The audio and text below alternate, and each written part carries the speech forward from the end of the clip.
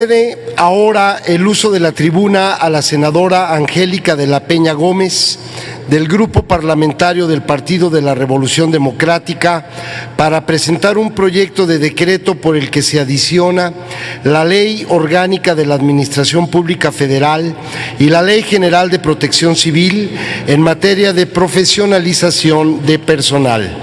En uso de la voz, la senadora Angélica de la Peña Gómez.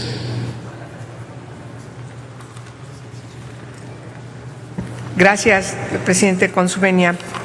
Señoras senadoras, señores senadores, en la actualidad son cada vez mayores los flujos migratorios de niñas, niños y adolescentes en contexto de migración internacional no acompañados. Alrededor del mundo huyen de conflictos bélicos, de violencia social, grupos delincuenciales, de la pobreza, o en busca de un lugar de residencia que les permita tener una mejor expectativa de vida. Latinoamérica y particularmente Centroamérica no se ha visto, por desgracia, ajena a esta situación. Sobre todo, la migración es muy alta y preocupante en los países que están configurados como el Triángulo Norte de América Central, Guatemala, El Salvador y Honduras, cuya niñez en los últimos 10 años ha generado flujos migratorios importantes hacia el norte del continente a fin de tener una oportunidad en su desarrollo y en su vida. Según la información consultada al ACNUR, las causas de salida de las niñas y niños y adolescentes son objetivas y estructurales, y en ellas se pueden identificar tres principales. 1. Por el contexto de violencia, criminalidad e inseguridad ciudadana prevaleciente en la zona. 2. Por razones económicas derivadas de las desigualdades social y precariedad económica. 3. Por los movimientos encaminados a la reunificación familiar. Es así que el 48.6% de niñas, niños y adolescentes han salido de sus países por una situación de violencia, el 22.2% lo han hecho por reunificación familiar y el 29.2% por motivos económicos. Las formas de violencia que experimentan las niñas, niños y adolescentes en sus países son la violencia vivida en el ámbito privado, que correspondería principalísimamente a su hogar o grupo doméstico, y la que tiene que ver con la violencia vivida en el ámbito público, exaltada ya sea en su colonia o en su barrio o en su municipio. De acuerdo con lo señalado por UNICEF, en el continente americano, las y los migrantes de 0 a 19 años representan el 23% del total de la población migrante internacional de esa región. Las y los migrantes entre 15 y 19 años representan 39% de la población migrante internacional menor de 20 años de la zona, mientras que el grupo de 0 a 4 años de edad representa el 13%. Miren los siguientes datos. En el 2013, el Instituto Nacional de Migración aseguró 9,630 niñas y niños y adolescentes en nuestro país, según los registros que son públicos en la Unidad de Política Migratoria de la Segov. Y, por ejemplo, en el año 2014, igual el instituto aseguró a 9,090 adolescentes de edades entre 12 y 17 años. Y en el 2015, 17,911. Y de enero a julio del 2016, 8,370. Todos niños, niñas y adolescentes menores de 18 años de edad en contexto de migración internacional no acompañados. Solamente estoy refiriendo a quienes se encuentran en esta característica, no acompañados por algún adulto.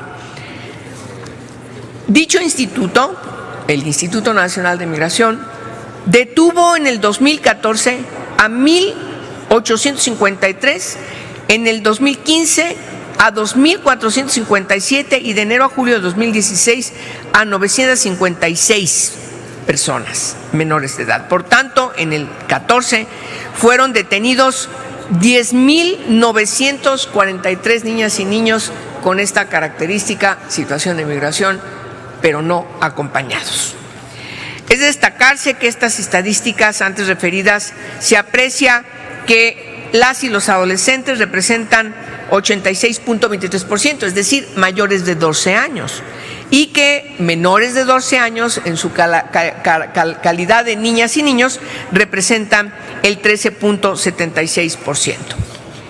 Es importante resaltar que el marco normativo a nivel internacional que está vinculado a esta grave problemática que, por desgracia, en nuestro país, como podemos ver en estos datos, reflejan que estamos ante un problema complicado, un problema grave, porque simplemente pongámonos a pensar las situaciones de riesgo, las terribles situaciones de vulnerabilidad en las que se encuentran las niñas, las adolescentes y, por supuesto, los niños y los adolescentes que están no acompañados, entrando por nuestras fronteras sur y caminando todo lo largo de nuestro país para intentar pasar al estado vecino. Es una situación realmente, como ya lo vivimos en algunos tiempos pasados, por una determinación no controlada por parte del gobierno de Barack Obama, como una situación de crisis humanitaria que tuvimos que conocer también en este Senado de la República, porque además con esas características en parte de Estados Unidos también había niñas y niños mexicanos.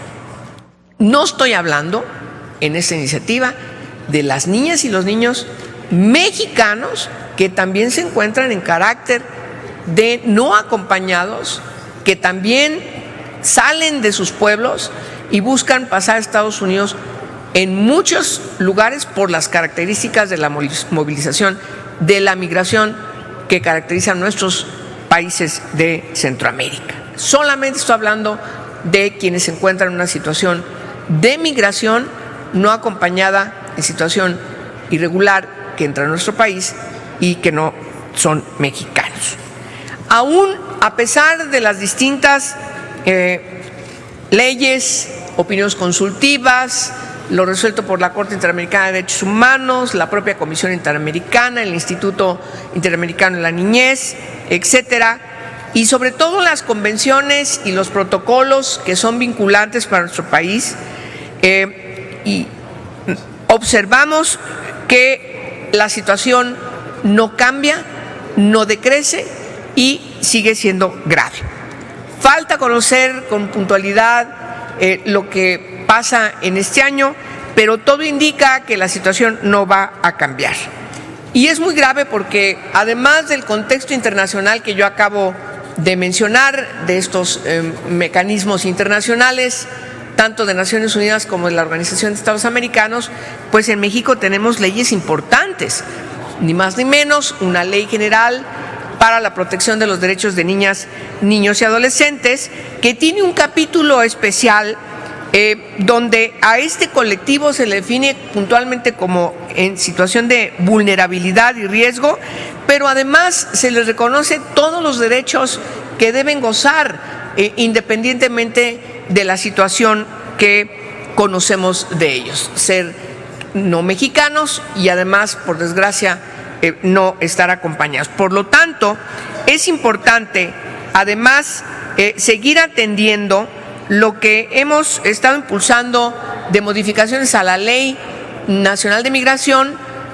Acá está la señora presidenta de la comisión, que ojalá podamos ponernos de acuerdo para atender lo que la Cámara de Diputados nos ha solicitado, de una minuta que tenemos en la Cámara de Diputados en relación a la modificación, a lograr que pueda tener una armonización con la Ley de los Derechos de la Niñez. Y yo creo que es importante también en este contexto, esta reforma que estoy presentando, que también el Senado podamos dictaminar esa minuta que viene de la Cámara de Diputados, porque va en el mismo sentido de la preocupación de esta reforma.